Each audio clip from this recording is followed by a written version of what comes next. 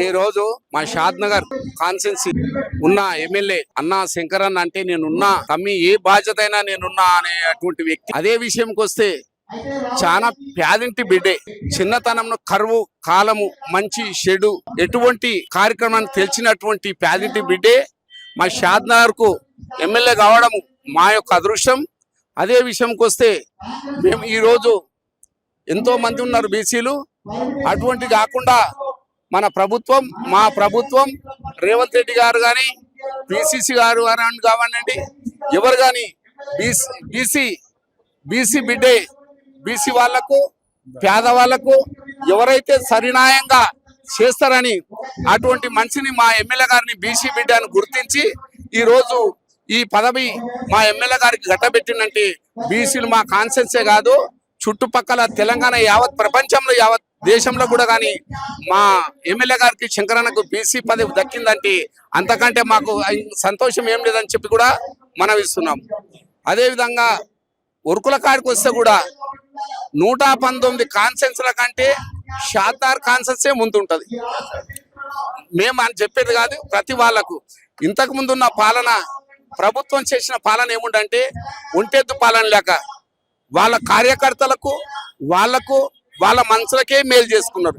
ఈ రోజు మా అన్న శంకరన్న ఈ పేదింటి బిడ్డ అలాగే కాదు, పేదవాళ్ళు ఏ పార్టీలో ఉన్నా సరే, కాంగ్రెస్ ఉన్నా సరే, బీజేపీ ఉన్నా సరే, బిఎస్ ఉన్నా సరే, ఏమిట్లున్నా సరే, పేదింటి బిడ్డకు రేషన్ కార్డు కానివ్వండి, పింఛన్ కానివ్వండి, ఇందిరా మిల్లు కానివ్వండి, కరెంటు 200 యూనిట్లు కానివ్వండి, ప్రతి వాళ్ళు పేదింటి బిడ్డనే మన బిడ్డే.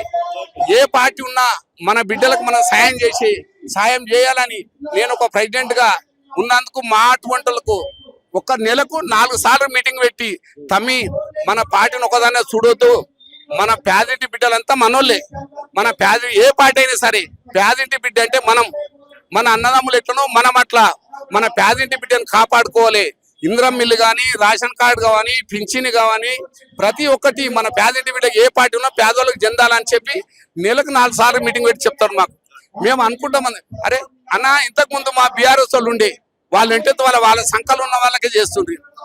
రైతు బంధాన్ని ఇచ్చి, అది దళిత బంధాన్ని ఇచ్చిర్రు.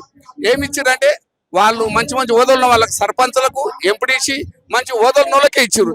ఎందుక ఎట్లా చేస్తున్నావు మరి, పేదోళ్ళు ఏడున్నాడు, మీ దళితులు ఏడు, పేదోనికి ఇలాగ బల్చోనికి ఎందుకంటే మా కార్యకర్త వాడు ఎంపీటీసీల వాడు ఖర్చు పెట్టుకున్నాడు, సర్పంచ్ల వాడు ఖర్చు పెట్టుకున్నాడు, మా పార్టీ పైసలు మా ఓన్కే చెందాలి కానీ మీ ఓన్కి ఎందుకు చెందాలని 100 మంది అన్నారు. ఈ విషయంలో పార్టీ ప్రెసిడెంట్ చర్చించ కూడా అట్లా జరిగింది అని మా ఎమ్మెల్యే అటువంటి మనిషి కాడు, పేదింటి బిడ్డే, పేదవాళ్ళు అంటే ఆయన గుండెల మీద నిలుపుకొని చూసుకునేటువంటి మనిషి అని చెప్పి మా అన్నకు ఈ రోజు బీసీ ప్రెసిడెంట్ వచ్చిందంటే మాకు చాలా సంతోషం అని చెప్పి కూడా మనం ఇస్తున్నాం.